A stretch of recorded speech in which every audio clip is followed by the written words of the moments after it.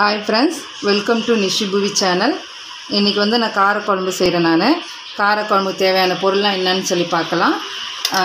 Onion வந்து 1 cut பண்ணி வச்சுருக்கேன், தக்காளி 1, ஒரு ஆனியன், ஒரு தக்காளி, முருங்கைக்காய் வந்து 2 காய் எடுத்து கட் பண்ணியிருக்கேன். பூண்டு வந்து ரொம்ப நாங்கள் விரும்பி சாப்பிடுவோம், அதனால் கொஞ்சம் அதிகமாக எடுத்துருக்கேன். உங்களுக்கு வேணால் நீங்கள் குறைச்சிக்கலாம். பூண்டு வந்து ரொம்ப நல்லது தான் சேர்க்கறதுனால. கருவேப்பிலை கொத்தமல்லி எங்கிட்ட இல்லை ஃப்ரெண்ட்ஸ், அதனால் புதினா வந்து ஒரு நியூவாக அதை கலக்க போகிறேன். இறக்கும்போது இந்த புதினா போட்டால் அந்த ஃப்ளேவரோட காரக்குழம்பு சேர்த்து சாப்பிட்டு பாருங்கள், அது கொஞ்சம் நல்லாயிருக்கும். சாப்பிட்டு பார்த்துட்டு சொல்லுங்கள்.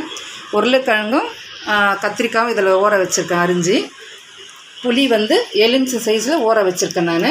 வாங்க எப்படி செய்யுதுன்னு பார்க்கலாம். எண்ணெய் நான் வந்து இன்றைக்கி மண் சட்டியில் தான் செய்ய போகிறேன். மண் சட்டியிலுடைய வாசனை அதோடைய செய்யறது வந்து உடம்புக்கு ரொம்ப நல்லது. ஸோ இல்லாதவங்க நீங்கள் வந்து உங்களுக்கு கடாய் வச்சு செஞ்சுங்க. எனக்கு வந்து மண் சட்டி பிடிக்கின்றதுனால மண் சட்டியில் வச்சுருக்கேன் நான். இதுக்கு எப்படி செய்யணுறது வாங்க பார்க்கலாம். எண்ணெய் காஞ்சிருக்கு, கடுகு 1/4 ஸ்பூன் போடுறேன். எண்ணெய் ஒரு 5 ஸ்பூன் போட்டு கடுகு, சீரகம் ஒரு 1/4 ஸ்பூன். பூண்டு வந்து நசுக்கியும் போடலாம், முழுசாகவும் போடலாம்.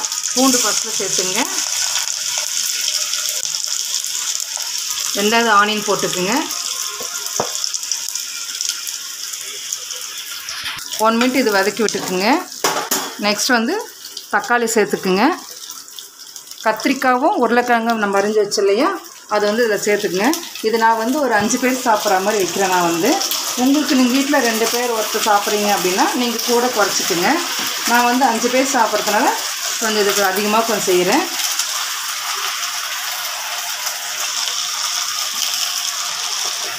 முருங்கைக்காயும் இதிலே போட்டுருங்க ஃப்ரெண்ட்ஸ். எல்லா காயும் ஒன்றா போட்டுட்டு உப்பு கொஞ்சம் லைட்டாக மேலே தூவி அதை மூடி வச்சுருங்க. அது கொஞ்சம் ஒரு 2 நிமிஷம் அது வதங்கினா போதும். வச்சுருங்க. 2 நிமிஷம் மூடி வச்சுருங்க. அது 2 நிமிஷம் ஆயிடுச்சு. இப்போ இது ஒரு கலரி விட்டுக்குங்க. எந்த ஒரு காயும் வந்து எண்ணெயில் கொஞ்சம் 5 நிமிஷம் இல்லை 2 நிமிஷம் வதங்கினா தான் கொஞ்சம் ஃப்ரெண்ட்ஸ் நல்லாயிருக்கும், டேஸ்ட்டாகவும் இருக்கும்.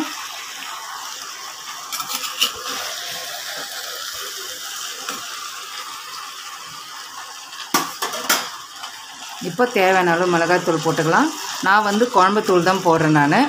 குழம்புத்தூள் வந்து நான் உங்களுக்கு வந்து எப்படின்றத நான் இன்னொரு டிஸ்கிரிப்ஷன் மாதிரி தெளிவாக நான் போடுறேன், உங்களுக்கு என்னென்ன அரைக்கணும்னு சொல்லிட்டு.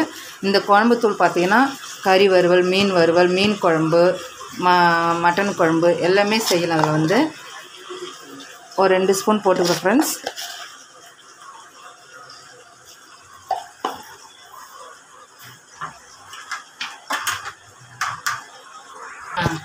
ரெண்டு ஸ்பூன் மிளகாய்த்தூள், 1 ஸ்பூன் உப்பு போட்டுக்கிறேன்.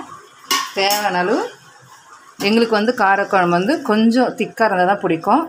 ஸோ அது கொஞ்சம் முழுகிற அளவுக்கு நான் தண்ணி ஊற்றிக்கிறேன்.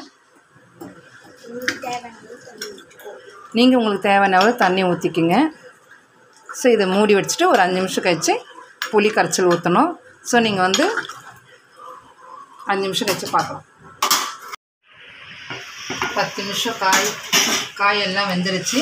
இப்போ வந்து புளி கரைச்சி ஊற்ற போகிறோம். நம்ம ஒரு எலுமிச்சை லெமன் சைஸில் வந்து ஊற வச்சு இது கரைச்சி ஊற்றுங்க. நல்லா ஃபில்டர் பண்ணோம் அப்படின்னா நீங்கள் வந்து ஃபில்டர் வச்சு கூட இந்த புளியை ஊற்றலாம். நான் வந்து கையிலே ஃபில்டர் பண்ணி போடுறேன் ஃப்ரெண்ட்ஸ். இது ஒரு 5 நிமிஷம் கொதிக்கணும். கொதிச்சதுக்கப்புறம் எப்படி இருக்குன்னு பார்க்கலாம். நம்ம கொதிச்சிருச்சு பார்ப்போம் இப்போது. ஸோ நம்ம புளி ஊற்றி 5 நிமிஷம் கொதித்த உடனே நம்ம வந்து கருவேப்பிலை கொத்தமல்லி போடும்போது இந்த புதினாவும் கொஞ்சம் போட்டு இறக்கி பாருங்கள். அந்த ஃப்ளேவர் வந்து நல்லாயிருக்கும். அதை சாப்பிட்டு பார்த்துட்டு எப்படி இருக்குன்னு சொல்லுங்கள். நான் சொன்ன மெத்தட்லேயே வைங்க, நல்லாயிருக்கும் காரக்குழம்பு. சரி, நாங்கள் 5 பேர் சாப்பிட்றதுனால நான் வந்து நிறைய வச்சுருக்கேன். நான் வந்து இதை செஞ்சு பார்த்துட்டு சப்ஸ்கிரைப் பண்ணுங்கள், ஃப்ரெண்ட்ஸுக்கும் ஷேர் பண்ணுங்கள், பெல் ஐக்கானை ப்ரெஸ் பண்ணுங்கள். Thank you very much. பாய்.